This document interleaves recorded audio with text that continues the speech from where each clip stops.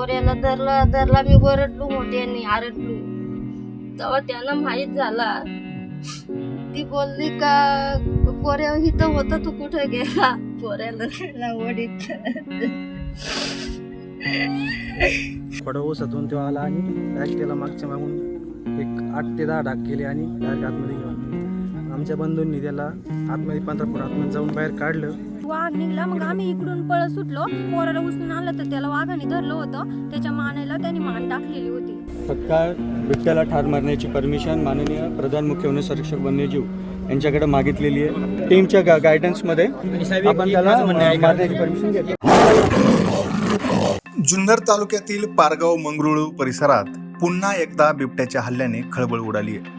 नागरिकांमध्ये भीतीचे वातावरण निर्माण झाले. आज सोमवारी दुपारी 11:30च्या सुमारास पारगाव मंगरुळ येथील श्रीराम भिकाजी भोर यांच्या शेतात कांदा काढणीचे काम सुरू असताना ही दुर्दैवी घटना घडली आहे. शेताच्या बांधावर बसलेल्या 8 वर्षीय रोहित बाबू कापरे या चिमुकल्यावर ऊसाच्या शेतात डबा धरून बसलेल्या बिबट्याने अचानक हल्ला केला आणि त्याला ओढत ऊसाच्या शेतात नेले.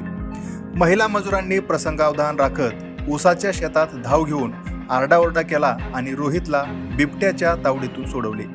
त्यानंतर त्याला तातडीने पारगाव येथील खासगी रुग्णालयात दाखल करण्यात आले. मात्र गंभीर जखमांमुळे उपचार सुरू होण्यापूर्वीच त्याचा मृत्यू झाला. धक्कादायक बाब म्हणजे ही घटना काही दिवसांपूर्वीच पिंपरखेड येथे घडलेल्या बालकाच्या मृत्यूच्या घटनेपासून अवघ्या 1.5 किलोमीटर अंतरावर घडली आहे. यामुळे संपूर्ण परिसरात भीतीचे वातावरण निर्माण झाले.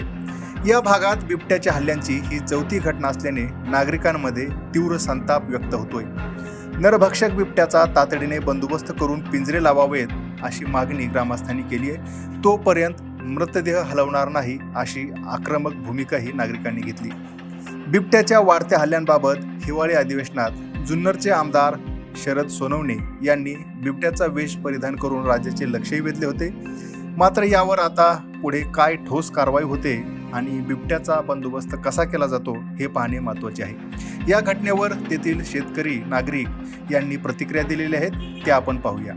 आम्ही इथे शेजारीच म्हणजे आमच्या भावांच्या शेतातमध्ये कांदा काढताना त्यांचे मजूर होते. मजूर कांदा काढताना म्हणून बांधावर येऊन बसले.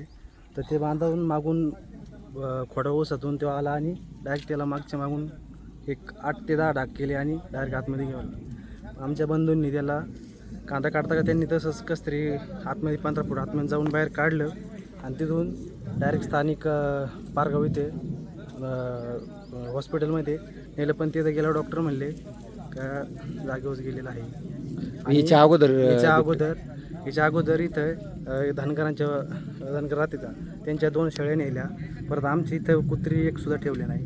आणि जवळपास इथला आता ही घटना इथं झाली पण पारगाव एक त्याला ते 3-4 किलोमीटर असेल. इथंही म्हणजे जवळच घटना झाली.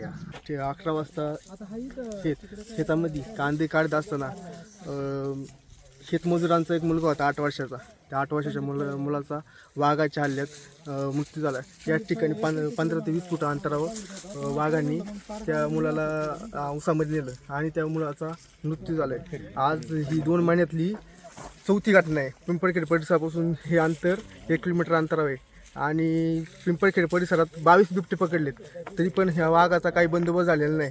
हा नरभक्ष बिबट्या मारला पण आणखी बिबटे तयार झाले या भागात. तरी वन विभागाने याची तातडीने लवकरात लवकर दखल घ्यावा हीच माझ्या विनंती आहे.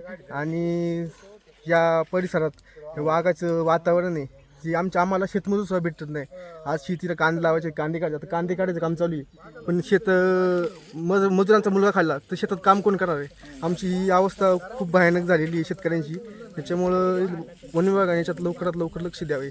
तिकडं आरडाओरडा झाला. आम्हाला वाटलं काहीतरी झालंय, वाघ निघला. मग आम्ही इकडून पळत सुटलो. तर वाघ मग त्या पोराला उचलून आणलं तर त्याला वाघाने धरलं होतं. त्याच्या मानेला त्यांनी मान टाकलेली होती. पूर्ण रक्ताने भरलेलं होता तो. त्यांनी गंभीर दखल घेत तत्काळ बिबट्याला ठार मारण्याची परमिशन माननीय प्रधान मुख्य वनसंरक्षक वन्यजीव यांच्याकडे मागितलेली आहे. ती परमिशन येईपर्यंत आपण जे वेगवेगळे शूटर्स आहेत, ट्रँक्युलायझिंग टीम आहे आणि त्यांना पाचारण केलेलं आहे. आणि जे केजेस आहेत आणि तत्काळ त्या